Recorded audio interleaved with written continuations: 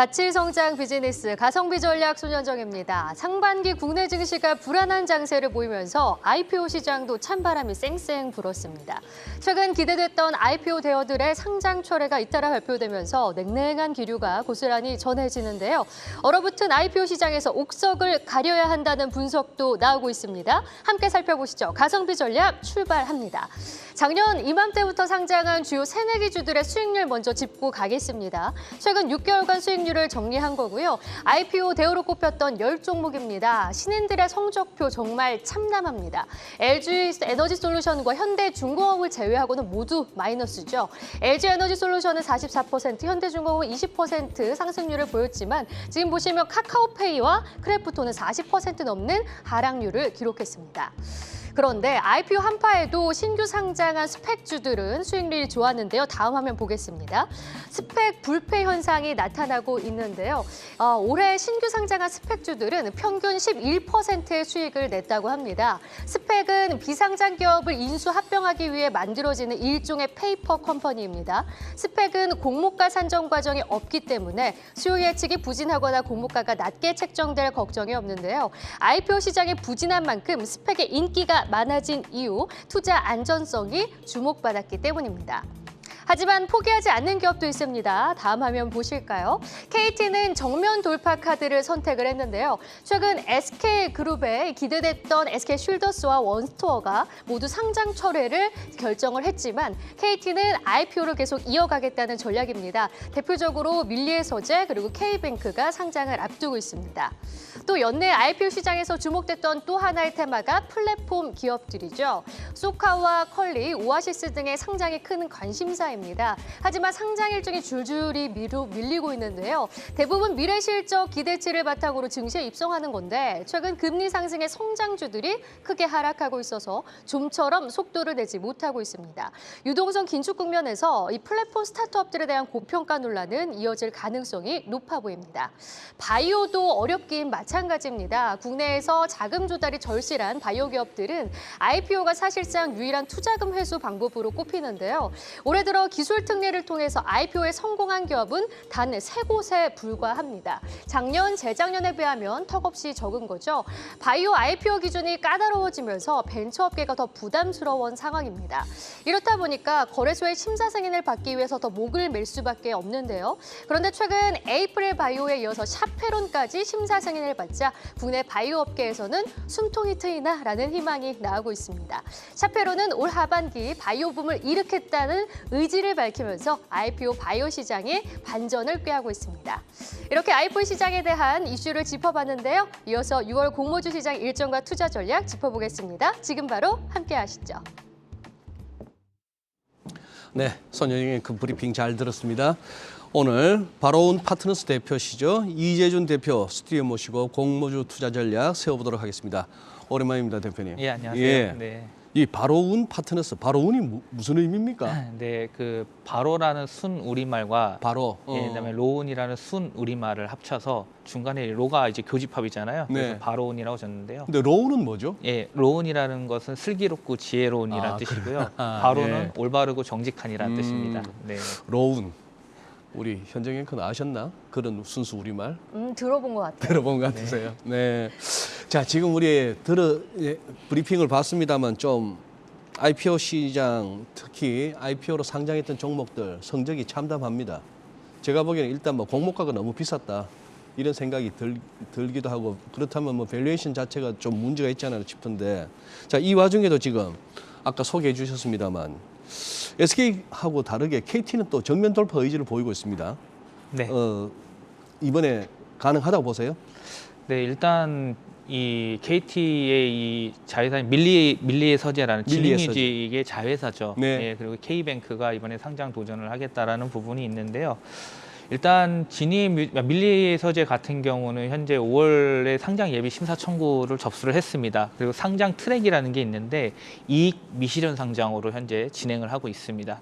즉 무슨 말이냐면은 수익성이 나진 않지만 매출의 성장률이라는 게 2년 기간 동안 20% 이상이 달성하거나 네. 또는 자기 자본이 250억 이상 있어야 되는데 지금 투자를 VC 기관 투자자들한테 이 밀리에서제 같은 경우에는 총 531억을 누적 투자를 받았습니다. 그래요. 그러다 보니까 다 자기 자본으로 분류가 되죠. 네. 이 부분이. 근데 지금 적자는 계속 나고 있고 예. 지난해도 한 150억 정도 적자를 예. 기록을 했는데 이 이익 미실현을 가는 이유는 그래도 매출액이 성장성이 나타나고 있고 그리고 현재 수익성에 대한 부분들을 개선할 수 있는 사업 전략에 대한 것들이 지금 구체화적으로 있다고 지금 내부적으로 생각을 하고 있기 때문에 이익 미실현 상장 트랙을 설정했다라고 보시면 될 것 같고요. 다만 현재 외부적인 부분에서 시장의 시각은 지금 플랫폼 기업들이 사업을 계속 진행하면 할수록 적자가 계속 나오고 있거든요. 네. 아무래도 이 개발비나 인건비들이 많이 예. 들어가기 때문에 이 고정비에 대한 것들과 변동비에 대한 부분들을 어떻게 줄여갈 것이면서 규모의 경제를 키워갈 수 있는지에 대한 부분들이 네. 이 챌린지로 작용이 될 것 같습니다. 그래서 결국은 이러한 부분들이 좀 해결이 된다면은 상장에 대한 부분들이 좀 부드럽게 진행을 될 수 있다라고 좀 생각이 들고요. 네. 지금 유사 기업 중에 리디라는 회사가 또 있습니다. 이쪽은 전자책 결제 서비스를 하고 있는 비즈니스인데 네. 이 밀리에서제도 비슷한 비즈니스 예, 모델이거든요. 그렇죠. 근데 이 회사 같은 경우 시리즈 2까지 투자받고 프리 IPO까지 투자를 받았습니다. 대략 한 3,500억 정도 투자를 누적적으로 받았고 그렇기 때문에 전반적으로 이 플랫폼 시장에서에 대한 사업 모델이 괜찮거나 이 수익성이 조금 개선되는 부분들이 잘 나타나 준다면 네. 충분히 승산이 있다고 생각을 하고 있고요.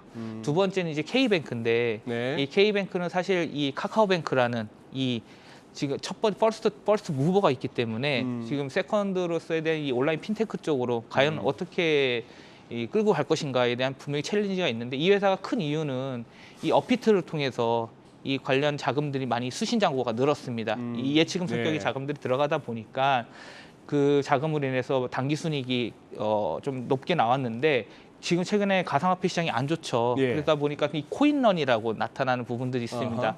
결국은 지속 가능성에 대한 사업 비즈니스 모델이 나타나지 않다면 분명히 또 거래소에서 이 부분에 대한 챌린지도 충분히 또 둘 수 있는 거고요. 네. 예, 전반적으로 봤었을 때는 두 기업당 이 펀더멘털이나 사업 비즈니스 모델에 대한 것들은 잘 갖춰지고 있는데 네. 이 재무적으로 회계적으로 봤었을 때에 대한 이 턴어라운드나 이런 수익성의 측면에서 만약에 잘 된다면은 충분히 하반기 때 좋은 평가를 받을 수 있지 않을까라고 보고 있습니다. 긍정적으로 보고 계시구나. 네. IPO 시장이 지난달에는 2년 만에 최소 공모 금액을 기록했다고 하는데요. 그만큼 IPO 시장 지금 분위기 반전은 필요해 보입니다. 근데 6월은 스펙을 제외하면은 5종목이 공모를 진행한다고 하는데요. 코스피 종목은 한 종목도 없더라고요. 네. 6월에 주목해야 할 IPO 일정은 좀 자세히 알아볼까요? 네, 일단 그 IPO 시장도 참 투자 심리가 좀 얼어붙은 상태입니다. 이 매크로적인 부분에서 좋지 않은 것도 있고요. 지난해 이제 기술 특례 상장한 바이오 기업들이 이 기술적 평가에 대한 강화적인 부분들도 있다 보니까 충분히 기술성과 사업성으로 연결이 안 되면은 그런 부분들로 해서 거래소에서는 좀 문제 제기를 하는 부분이 있습니다. 그래서 좀 주춤하는 부분들이 있는데요.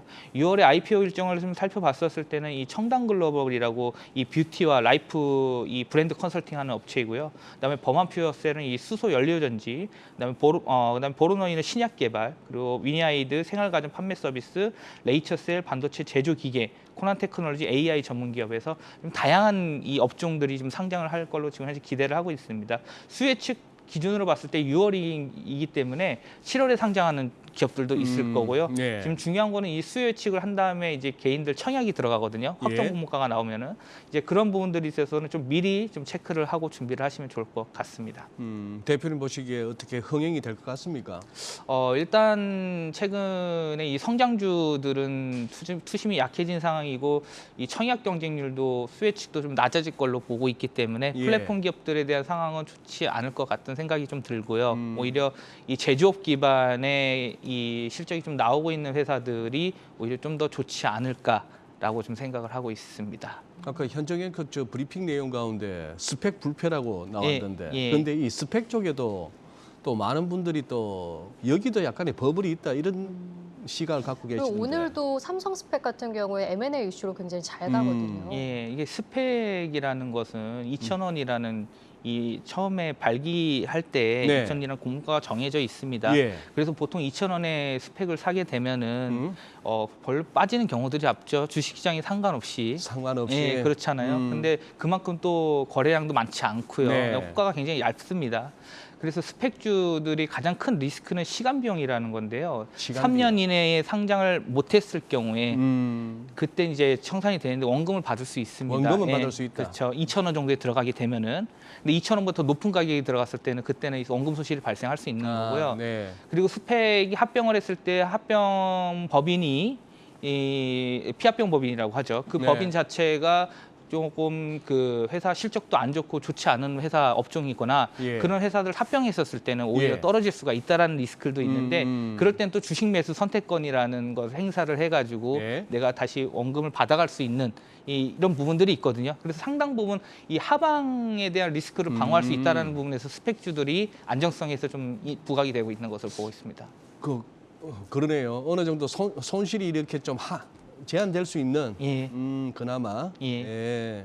하기야 최근처럼 이렇게 뭐 30% 반토막 이런 걸 경험하다 보면 네. 방금 말씀하신 대로 스펙은 거기에 비하면 안정적인 투자 수단이네요. 그렇죠. 위는 많이 열려 있고. 그렇죠. 네. 기업들도 그래서 스펙으로 상장을 하려고 하는 경우가 있어요. 최근에 공모 가격이 안 좋다 보니까 네. 공모를 거치지 않고 할 수 있는 게 바로 기업 발행회사 입장에서는 스펙이거든요. 네. 그래서 그 합병 비율이 가장 중요한 거고 주총에서 주총이 승인이 돼야 되고 주식 매수 선택권 행사로 해서 반대로 인한 자금이 나올 수 있다는 리스크가 있습니다. 다만 이 일반 IPO보다 한 1개월 반에서 한 2개월 정도가 더 시간은 소요가 됩니다. 네.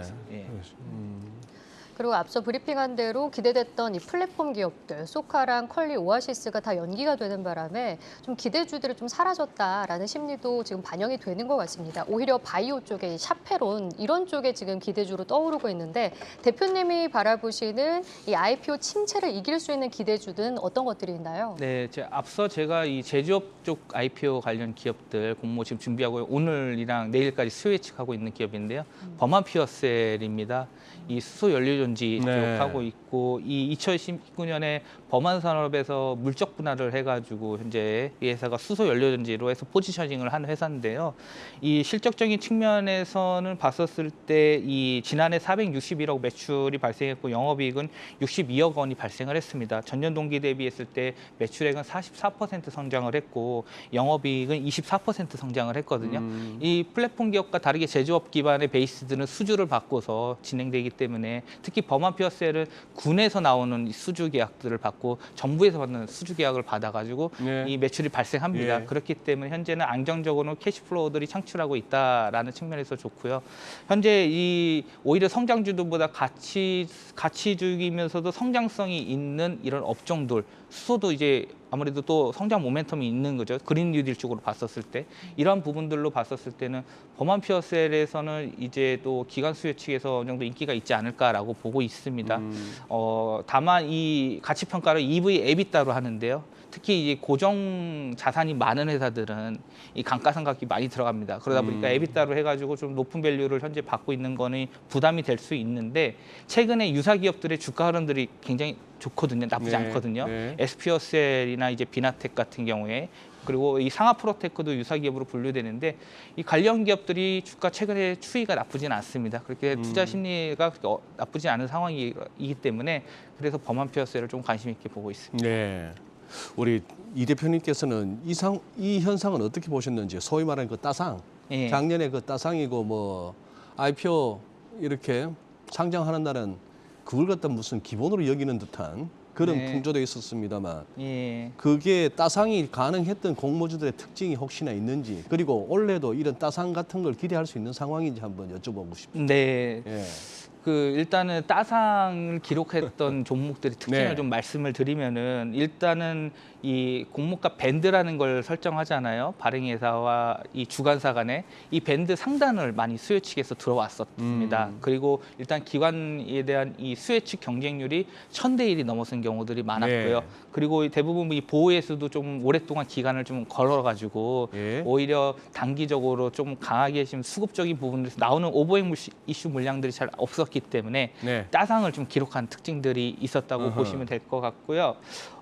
앞서 이 앵커님께서 이 수익률 관련돼서 데이터를 보여주셨잖아요. 좀 롱텀으로 가지고 갔었을 때는 굉장히 수익률이 훼손되고 많이 좋지 않았습니다. 기간에 대한 불확실성이랑 이 거시적인 변수 때문에. 그래서 일부러 오히려 이 기업들이 최근에 봤었을 때는 조금 공모가가 오히려 높게 가면은 바로 따상이 실패할 가능성이 높기 때문에 다 전략적으로 좀 공모가를 낮게 가더라도 조금 진행하자라고 좀 생각을 하고 있는데 따상 가능성은 그렇게 그래도 많지는 않을 것 같습니다. 2021년이 워낙 예. 유동성이 워낙 풍부했었기 때문에 그래서 따상에 대한 부분들이 좀 있었다고 보고요. 지금에 대한 이 매크로적인 부분을 봤었을 때는 조금 녹록치는 않은 상황으로 좀 녹록지는 생각을 합니다. 않다. 예. 예. 그러니까 길게 가져가면은 손실이 더 날 확률이 높다라고 말씀해 주셨는데 그리고 공모주만 주로 투자하시는 투자자분들도 있거든요. 그래서 보통 첫날 다 정리를 해야 된다 이런 전략을 많이 쓰던데 공모주 투자 전략은 어떻게 구체적으로 짜면 좋을까요? 네, 제가 전략적인 방향이란 전술적인 방향으로 좀 설명을 드리려고 하는데요. 네. 예, 전략적인 방향은 총 4가지로 말씀을 드리도록 하겠습니다. 앞서 이제 그 경쟁률 관련된 부분이나 의무 보유 하격을 말씀을 드렸는데요. 첫 번째는 기관 투자자나 일반 투자자 수혜식 경쟁률과 이 청약 경쟁률에서 1000대 1이 높은 종목들을 좀 관심을 가지시고요. 그다음 두 번째는 의무 보유 하약 비중이 높고 기간이 긴 거. 의무 보유 하약 비중은 한 50% 이상, 그리고 기간 같은 경우 6개월 이상 좀 가지고 있는 물량들을 좀 그 기업들을 보시고요. 그리고 우리 사주 조합 참여도도 관심 봐야 됩니다. 우리 사주 조합의 참여도라는 것은 그 기업에 대한 부분들이 현재 상황을 또 느낄 수 있는 거거든요. 그래서 우리 사주 조합 참여도가 높다고 하면은 그 기업에 또 관심 가지면 좋을 것 같고요. 그리고 유통 주식수 비율은 30% 미만인 기업들을 좀 타깃을 해가지고 전략적으로 이 기업들을 좀 피킹하시면 좋을 것 같고요. 전술적으로 봤었을 때는 최근에 수익률이 좋지 않았기 때문에 단기적인 부분에서 좀 접근을 하는 게 오히려 안정적인 이 실현 수익을 가지고 갈 수 있다고 생각을 합니다. 그렇기 때문에 최근에 이 공모주 투자에서 시초가 매도를 했을 때 2021년 코스피 같은 경우에는 15개 중에 10개가 이 수익을 보였고요. 네. 그리고 코스닥은 63개 중에 51개가 수익을 보였습니다. 시초가 매도를 했었을 때.